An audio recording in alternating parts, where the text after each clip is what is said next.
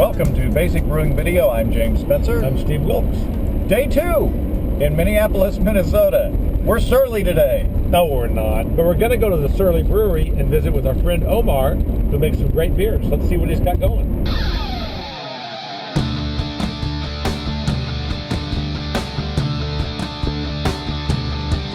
I'm Omar Ansari, president and founder of Surly Brewing Company. And Surly, well, I'm a home brewer. Back in 1994, got started with a homebrew kit from Northern Brewer in St. Paul.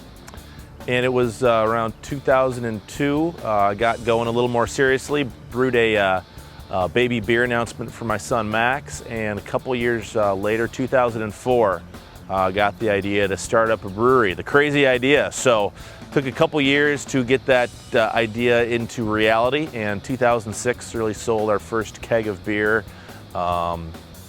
in February of that year. So Todd Haug came on board and helped us get the beer flowing, and here we are 4 years later, just trying to make more beer and keep up.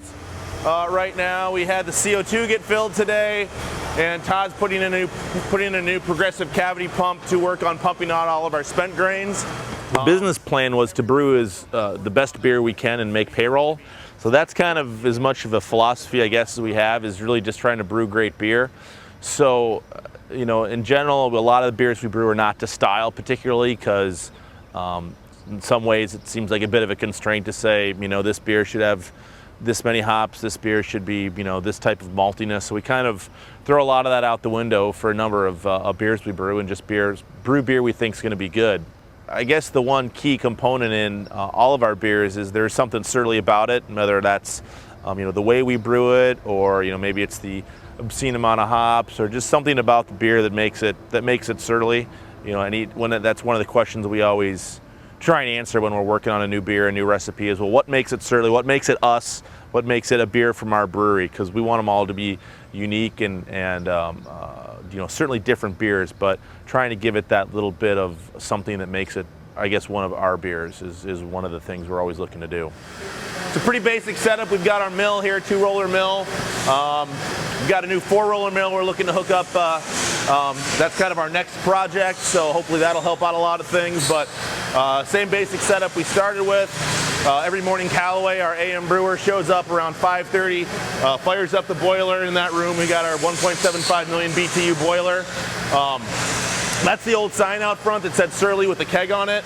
That was the boiler that came with the brewery, but being that it was outside in the Dominican Republic for 3 months, every piece of control wire and copper got stripped off of it, so it's a really expensive brewery sign. So no one wants the brewery we have is a 30-barrel Sprinkman system, so it's built in Wisconsin. And it's the same brew house that Tyranina has, that Founders has, and Shorts Brewing now has. So it's a single infusion system. It's a pretty simple system. 2 vessel brew house, mash lauter tun, and kettle whirlpool. We've just got a whirlpool that we're looking to hook up, and hopefully in the near future we'll have that whirlpool going, so we'll have 3 vessel system. 30-barrel system, so we brew 60 kegs of beer at one time. I'm not the brewer at Surly Brewing. That's Todd Haug. He's our head brewer. He'd be talking to you, but he's busy installing some new equipment, which is usually the way he likes it. He's the guy that is in the brew house. He puts pencil to paper to make the recipes here at Surly. So I got to meet him at San Diego at a craft brewers conference, and he was the head brewer at Rock Bottom.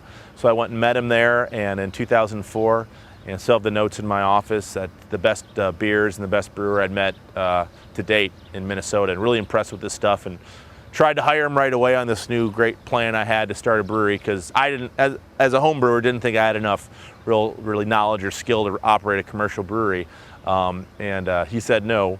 So I kind of wore him down with my charm, I guess, and got him to come over here to Surly, and he's the guy that writes the recipes. He runs the brewery and takes care of all that. So certainly a lot of Surly in many ways comes from Todd.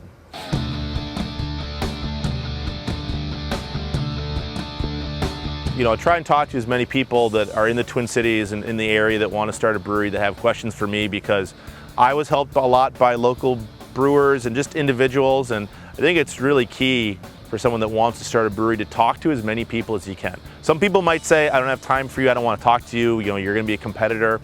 But the beer industry is pretty friendly. You know, not everyone's going to help you out, but talk to liquor stores, talk to bar owners, see what they think. They're the people that are in the industry that have been in it for years. Talk to as many brewers and breweries as you can, just because if it's going to be your brewery, you need to have all that stuff figured out in your head. You can't have a consultant tell you how to do it. It's got to be your idea, your plan, and you've got to know that. You've got to understand your market better than anyone. So in addition to that, knowing about the beers, what you think the market can bear and all, and then certainly having a really good grasp of the laws. I mean, that was a huge issue for us here in Minnesota. We can't have a brew pub. We're a production brewery. We can't sell beer.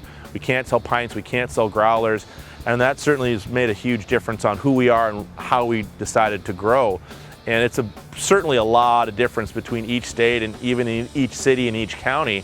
So you've got to really have a good grasp on that. And that's not a lot of the fun stuff of brewing beer, but that's the reality is that brewing beer is a business, and you've got to have a really good grasp on that side of things because it's really different from state to state and one spot to another. We've been growing ever since we started, and we'd like to continue to keep brewing beer and keep growing and fill up this building, and then we'll just kind of see where things are at. But our challenge is just to continue to make enough beer to meet local demand. That's really all we're trying to do. Is we got a 3-year waiting list for liquor stores, so it's really trying to make enough beer to get to these folks to keep them happy. That's the goal. Come and visit us on the web at basicbrewing.com. You can find archived lists of both our audio and video podcasts on home brewing. You can also find our DVDs, Extract Brewing and Partial Mashing, Stepping into All Grain, Low-Tech Lagering and Decoction Mashing, Introduction to Wine Kits, and our 2011 Brewer's Logbook. Drop us a line. We'd love to hear from you. Write to James at basicbrewing.com, Steve at basicbrewing.com, or just use the contact form on basicbrewing.com. Cut. Cool.